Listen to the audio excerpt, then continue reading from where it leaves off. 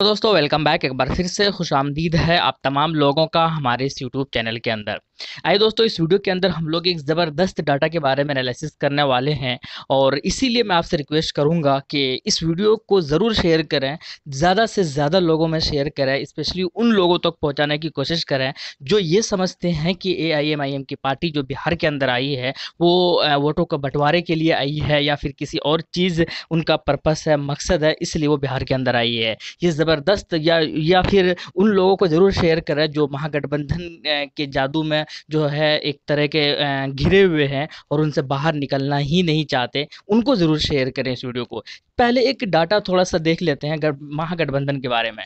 MP چناؤ ہوا تھا پچھلے سال 2019 کے اندر، اور وہاں پر بھی سیٹ شیئرنگ ہوا تھا۔ آئیے دیکھتے ہیں ہوا کیا تھا۔ مہا گٹھ بندھن کے اندر وہاں پر 4 پارٹیاں تھیں، 5 پارٹیاں تھی، RJD کے پاس 20 سیٹیں ملا تھا، کانگریس کو 9 سیٹیں ملا تھا، RLSP کو 5 سیٹیں، جبکہ مانجھی ہم جو اس وقت مہا گٹھ بندھن کے اندر تھے اس کو 3 سیٹیں ملی، اور VIP پارٹی کو 3 سیٹیں ملی۔ اس طریقے کے سیٹوں کا بٹوارا ہوا۔ اسی طریقے سے آپ یہاں پر دیکھ سکتے ہیں کہ AIMIM کی پارٹی بھی پورے انڈیا کے اندر ماتر 3 سیٹوں پر اپنا امیدوار اتارا۔ اب ایک ویڈیو دکھائیں گے جس میں خود اسدالدین اویسی صاحب جو ہے وہ بہتر طریقے سے ڈسکرائب کر رہے ہیں، اور آپ کو یہ چیزیں جو ہے وہ بالکل کلیئر ہوئے میں سمجھ میں آ جائے گا۔ اسی لیے میں کہہ رہا ہوں اس ویڈیو کو ضرور شیئر کیجیے گا، کیونکہ یہ بہت ہی کام کا ویڈیو ہے، اور اسپیشلی ان لوگوں کے لیے جو خیر سمجھتے ہیں کہ MIM ایسی ویسی پارٹیاں ہیں۔ تو بیسیکلی ہوا یہ ہے کہ AIM کی پارٹی 3 سیٹوں پر اپنا امیدوار اتارا پورے بہار کے، پورے دیش کے اندر،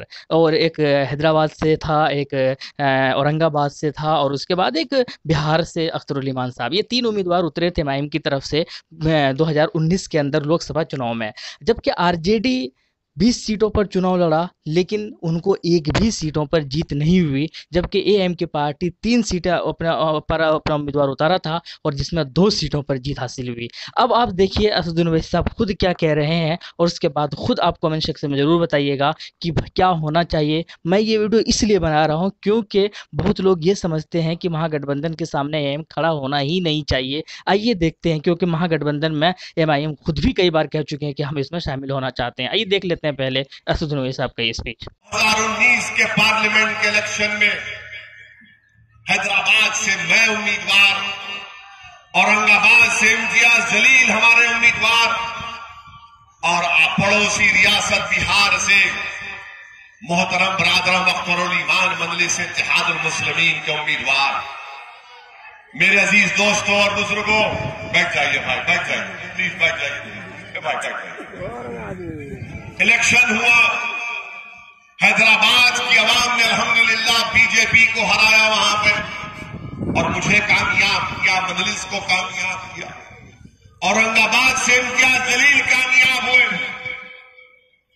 BJP شیو سینا کا رئیس امتیاز جلیل نے 30 سال کے شیو سینا کے MP کو ہرا کر اورنگ آباد سے کامیابی حاصل کی۔ کشن گنج کی مثال لے لیجئے، اختر علی ایمان صاحب 3 لاکھ ووٹ لیے۔ جنتا دل یونائٹڈ جو BJP کے ساتھ آج بھی الائنس میں، وہ 3,25,000 ووٹ حاصل کیے، اور کانگریس کے امیدوار نے 3.5 لاکھ ووٹ حاصل کیے۔ بتائیے اگر اختر علی ایمان نہیں ہوتے، اگر مجلس الیکشن نہیں لڑتی، تو پھر اس کشن گنج کی پارلیمنٹ کی سیٹ سے بھی JDU اور BJP کامیاب ہو جاتی۔ میں صرف ہندوستان کی پارلیمنٹ کے الیکشن میں 3 سیٹ لڑا۔ ہماری پارٹی صرف 3 پارلیمانی سیٹ پر انتخابات میں چناؤ میں حصہ لیا۔ بتاؤ وہ 535 پارلیمانی نشست پر کیوں تم نے BJP کو نہیں ہرا پائے؟ میں ذمہ دار ہوں اس کا۔ ہریانہ میں نہیں لڑتا، BJP سرکار بنا لیتی ہے، ہر جگہ پر کانگریس ہار رہی ہے۔ مہاراشٹر میں 15 سال حکومت کی، کانگریس کا مکھیہ منتری تھا، آج 4تھے نمبر پر کانگریس آ چکی ہے۔ میں آپ کو ذمہ داری کے ساتھ عرض کر رہا ہوں، کانگریس پارٹی میں وہ طاقت نہیں ہے، وہ دم خم نہیں ہے BJP اور مودی کو ہرا سکے۔ اسی لیے میں آپ سے اپیل کر رہا ہوں، اسی لیے میں اپنی ماں اور بہنوں سے اپیل کر رہا ہوں کہ ہندوستان کی سیاست کی تل حقیقت سمجھ لو آپ۔ آج ہمارے ملک میں जिस मुल्क को हमने अपने तमाम बुजुर्गों का साथ देकर इस मुल्क को आजाद करवाया था, इस मुल्क को अंग्रेजों की गुलामी से हमने आजादी दिलाई, महात्मा गांधी के साथ कंधे से कंधा मिलाकर एक तरफ मौलाना अबुल कलाम आजाद तो दूसरी तरफ जौहर बरदरान थे, कहीं पर नेहरू थे, कहीं पर राजेंद्र प्रसाद थे, कहीं पर सुभाष चंद्र बोस थे। इन तमाम मुजाहिदीन आजादी ने हमारे मुल्क को आजादी दिलाई। आज इसी भारत में जिस मुल्क को हमने अपने खून से सीखा, जिस मुल्क पर हमारी जहांबानी और हमारी तारीख की निशानियां हैं, आज इसी मुल्क में हमारा यह हाल क्यों हो गया? मैं महगामा के बुजुर्गों से पूछने आ रहा हूं, मैं उन कांग्रेसियों से पूछने आ रहा हूं कि तुम कुरान की तिलावत तो कर लेते, तुम्हारी आंखों में आंसू आ जाते, तुम मस्जिद से अज़ान की आवाज सुन लेते और तुम्हारे हाथों पर रोंगटे खड़े हो जाते। अरे बताओ, जब तुम कुरान को सुनते और पढ़ते तुम्हारी आंखों में आंसू आ जाते, जब तुम अल्लाह के घर से अज़ान सुनते हो, जब तुम अल्लाह के घर से अज़ान की आवाज को सुनते हो तो तुम्हारे रोंगटे खड़े हो जाते, तो फिर गरीब मजलूमों की आवाज, इनकी तकलीफ, इनकी नाइंसाफी तुम्हारे जमीन को क्यों नहीं जगाती? बताओ, ये तुम्हारा मौक़िफ़ है कि तुम कुरान को तो सुन ले रहे, आंख में आंसू ला रहे, मगर गरीब की दर्द भरी दास्तान तुम्हारे दिल को नहीं ला सकती। तुम मस्जिद से अज़ान की आवाज से सुन लेते हो, मगर गरीब की तकलीफ तुम्हारे कानों तक नहीं पहुंचती। कहां तुम जा रहे हो? किसका बेवकूफ बना रहे हो? मेरे अजीज दोस्तों और बुजुर्गों, नौजवानों, मैं तुमसे कह रहा हूं, अगर तुम्हारे बाजुओं में क़ुव्वत हैदरी बरकरार है तो उठो। अगर तुम्हारे बाजुओं में क़ुव्वत हैदरी बरकरार है तो उठो नौजवानों, मुस्तक़बिल तुम्हारा है, इस मुल्क को तुम्हारे कंधों पर आगे लेकर जाना है। नौजवानों, ये सोच लो कि अशोक सिंह उम्मीदवार नहीं है, आप उम्मीदवार है और आपको अपने आप को कामयाब करना है। हमेशा जहां कहीं भी हम आगे बढ़ते हैं तो इल्जाम लगा दिया जाता है कि मंजलिस आई है वोट काटने के लिए। सुनो कांग्रेस के जिम्मेदारों, मैं वोट काटने के लिए नहीं आया हूं, मैं दिलों को मिलाने आया हूं, मैं लोगों को मिलाने आया हूं और मेरा काम वही है। मैं झारखंड को इसलिए नहीं आया, मैं महगामा को इसलिए नहीं आया कि तुम्हारे दरमियान में खड़े होकर तुमको जज्बात में लाकर, तुम्हारे आंख में आंसू लाकर अपनी मकबूलियत में इजाफा कर सकूं। मैं यहां पर इसलिए आया हूं कि तुमको लीडर बना सकूं, तुम्हारी अहमियत को बढ़ा सकूं, तुम्हारी ताकत में इजाफा कर सकूं। और वो कब होगा मेरे भाई? जब हम अशोक कुमार सिंह साहब को कामयाब और कामरान करेंगे अपने वोटों से। ये जब ही होगा जब आप एक एक वोट अपना सही इस्तेमाल करेंगे। मैं भी चाहता हूं और मेरी दिली ख्वाहिश भी है कि इंशाअल्लाह ताला झारखंड में दोबारा बीजेपी की सरकार ना बने, और नहीं बनेगी, इंशाअल्लाह नहीं बनेगी। बल्कि मुझे तो यकीन है कि रघुभर भी अपना इलेक्शन हार कर घर में बैठ जाएंगे इंशाअल्लाह। मगर आपको इस विधानसभा से, महगामा से अशोक सिंह साहब को कामयाब करना है। सेकुलरिज्म की कामयाबी उसी वक्त होगी मेरे भाई जब हम अपने पार्टी के उम्मीदवार को कामयाब करेंगे। सेकुलरिज्म की कामयाबी ये है कि अशोक कुमार सिंह बीजेपी को हराए, ये सेकुलरिज्म की कामयाबी होगी। सेकुलरिज्म की कामयाबी ये नहीं है कि जिस पार्टी की हम वोट डाल कर अब हमारा और कांग्रेस का रिश्ता खत्म होना चाहिए। मेरे दोस्तों, मेरी ज़तार माँ और बहनों, हम दुनिया में इसलिए आते हैं ताकि अल्लाह की इबादत करें। हम दुनिया में इसलिए नहीं आते कि हम कांग्रेस की गुलामी करते रहें। इस गुलामी के रिश्ते को तोड़ना पड़ेगा, इस गुलामी के रिश्ते को तोड़ना पड़ेगा। ये सियासी गुलामी अब नहीं चलने वाली है। अब हम अपनी एक आजाद पार्टी है। कल तक आपके दरमियान में कोई मुतबादिल नहीं था, आज मुतबादिल मजलिस इत्तेहादुल मुस्लिमीन आपके दरमियान में है। मैं आपसे वादा कर रहा हूं कि आप अशोक कुमार सिंह को कामयाब करो। झारखंड में हम बीजेपी को हुकूमत नहीं बनाने देंगे और बीजेपी को रोकेंगे इंशाअल्लाह ताला। تیسری بات جو میں آپ کے سامنے عرض کرنا چاہوں گا بی جے پی کے بارے میں، مجھے معلوم ہے آپ بھی جانتے ہیں کہ آج سے چند دن پہلے بھارت کے پردھان منتری نریندر مودی مہگامہ میں یا کہیں قریب میں آئے تھے. کل بھی ان کی ایک تقریر چل رہی تھی کہ کسی سبھا میں ہندوستان کے وزیر اعظم نے جھارکھنڈ کے الیکشن میں آتے ہیں، ووٹ لینے کے لیے جھارکھنڈ کی عوام اور جنتا سے اپیل کرتے ہیں، اور کیا کہتے ہیں پردھان منتری؟ پاکستان. پردھان منتری یہ تو بھول گئے آپ کہ کنار ڈیم میں 2200 کروڑ روپیہ چوہے جو کھا لیے ان کا ذکر نہیں کرتے. نریندر مودی ذکر کرتے پاکستان کا. ہندوستان کے وزیر اعظم، ہم مسلمانوں کو پاکستان سے کیا کرنا ہے؟ ہم کبھی اپنی زبان سے پاکستان کا نام بھی نہیں لیتے جتنا آپ لیتے ہیں. ہمارے بزرگوں نے 70 سال پہلے ایک فیصلہ لیا تھا کہ محمد علی جناح کے پیغام کو نہیں مانتے. ہمارے بزرگوں نے صحیح فیصلہ کیا اور انہوں نے جناح کے پیغام کو ٹھکرایا اور کہا کہ ہم بھارت کو چھوڑ کر نہیں جائیں گے. ہم نے سرزمین کو اپنا وطن مانا اور مانتے رہیں گے. مگر 70 سال کے بعد بھی جو شخص ہندوستان کا پردھان منتری ہے وہ اپنی زبان سے پاکستان کہتا ہے. ہندوستان کے پردھان منتری نریندر مودی، آپ پاکستان کہہ کر کس کی طرف اشارہ کر رہے ہیں دیش جانتا ہے.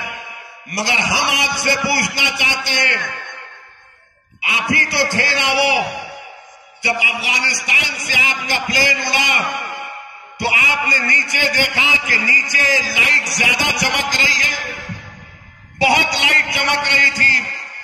تو پائلٹ سے نریندر مودی نے پوچھا کہ متروں یہ نیچے لائٹ کیا نظر آ رہی ہے؟ تو پائلٹ نے کہا کہ پردھان منتری جی نواز شریف کے گھر میں شادی ہے. تو پردھان منتری نے کہا کہ پلین کو اتار دو، ہم نواز شریف کے گھر کی شادی میں جائیں گے. آپ پہنچ گئے لاہور، نواز شریف کے گھر میں چلے گئے بن بلائے مہمان. وہ جو اردو کی کہاوت ہے کہ بیگانی شادی میں عبداللہ دیوانہ، آپ چلے گئے پاکستان کو، دعوت بھی نہیں. اور وہ نواز شریف نہیں تھا، شریر تھا. اس نے ہمارے پنجاب کے ایئر فورس پر دہشت گردوں کو بچا کر ہندوستان کے بہادر سپاہیوں کو وہاں پر ان کا شہید کروا دیا، قتل کروا. یہ آپ کی پالیسی ہے. وزیر اعظم پاکستان کہتے ہیں اور پھر کہتے ہیں وزیر اعظم کہ شہریت ترمیمی قانون کے اوپر جو لوگ تشدد کر رہے ہیں، وزیر اعظم کہتے ہیں کہ ان کے کپڑے دیکھ کر کہا جا سکتا ہے کہ کون مار توڑ کر رہا ہے، کون بسز کو جلا رہا ہے. ہندوستان کے پردھان منتری، اگر میں تاریخ میں تھوڑا پیچھے چلے جاؤں، جب آپ گجرات کے مکھیہ منتری تھے تو احسان جعفری کے جسم کے 25 ٹکڑے کر کر جلا دیا گیا. مارنے والے کون سے کپڑے پہنے ہوئے تھے؟ جب آپ گجرات کے مکھیہ منتری تھے نریندر مودی جی تو 1.5 لاکھ لوگ جس میں زیادہ تر مسلمان تھے وہ 8 مہینے تک اپنے گھر بار کو چھوڑ کر کیمپس میں زندگی گزار رہے تھے. تو کون تھا وہ لوگ جنہوں نے ان کو گھروں سے نکال کر اپنے ہی ملک میں ریفیوجی بنا دیا تھا؟ گلبرگ سوسائٹی کے گھر کو جلا دیا گیا. میرے عزیز دوستوں اور بزرگوں، اتنے بڑے عظیم عہدے پر نریندر مودی فائز ہیں، ان کو موقع ملا دوبارہ اس ملک کی خدمت کرنے کا، مگر اپنی زبان سے اس طرح کی گفتگو کرتے ہیں کہ کپڑے دیکھو ان لوگوں کے. وزیر اعظم کپڑے نہیں، دماغ بھی تو بدلنا چاہیے. کون ہے وہ لوگ جنہوں نے علیم الدین انصاری کو مارا؟ بتاؤ نریندر مودی وہ کون سے کپڑے پہنے इसी प्रदेश में झारखंड में अलीम उद्दीन अंसारी को सरे बाजार अपनी गाड़ी से निकालकर उसको मारा गया, पीटा गया, उसकी वीडियोग्राफी की गई मारते हुए। अलीम उद्दीन अंसारी शहीद हो गया।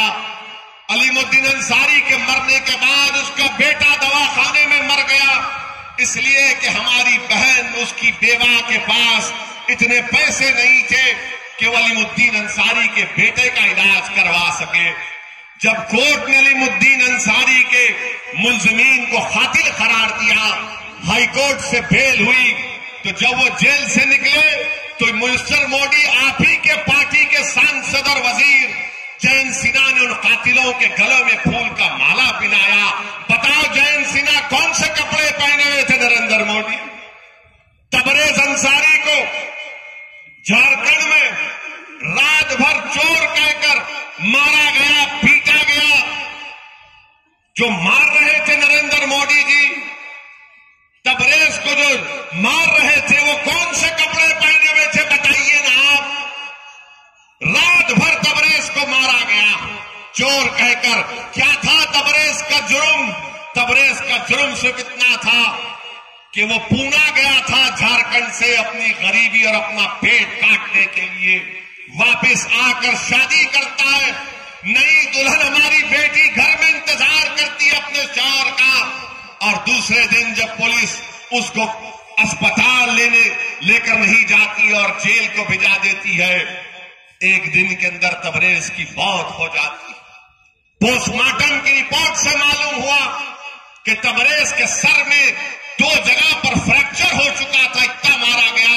बताओ नरेंद्र मोदी जी, जो तबरेज के सर को मारकर उसको शहीद कर दिए, वो मारने वाले कौन से कपड़े पहने हुए थे हमको बताइए आप।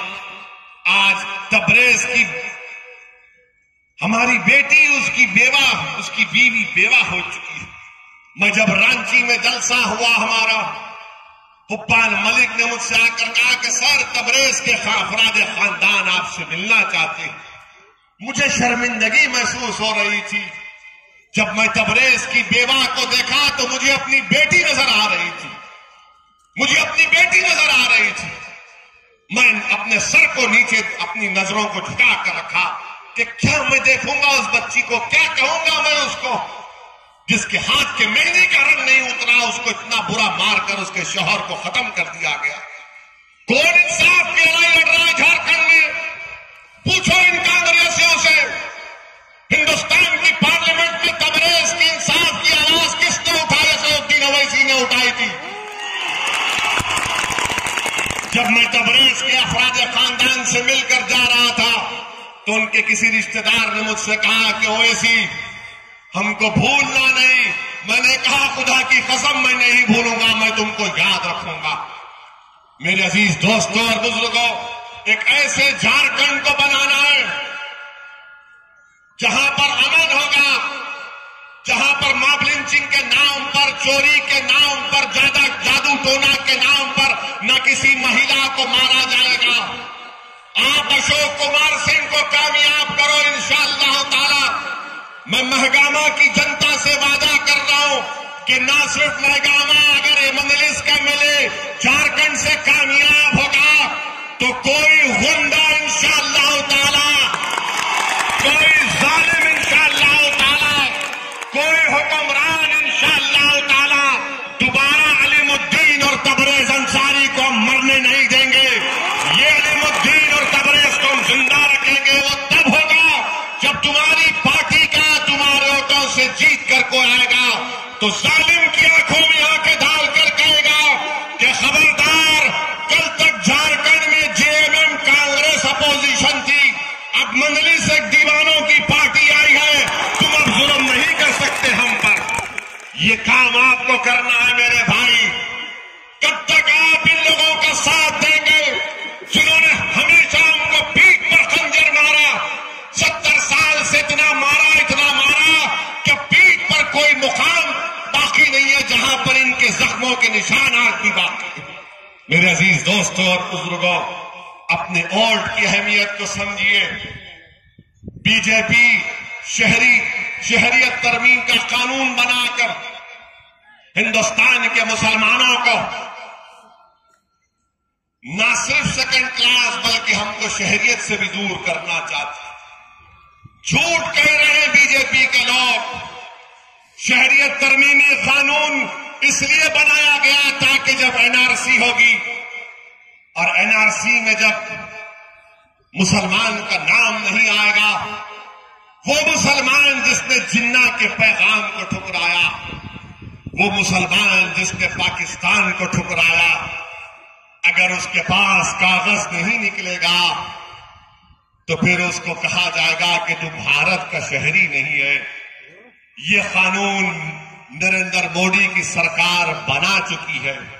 میرے عزیز دوستوں اور بزرگوں، جب ہندوستان کی پارلیمنٹ میں قانون لایا گیا، جا کر دیکھو، میں ان کانگریسیوں سے اپیل کر رہا ہوں، سب نے تقریر کی، مگر کس نے کہا کہ مسلمانوں کے خلاف استعمال ہوگا؟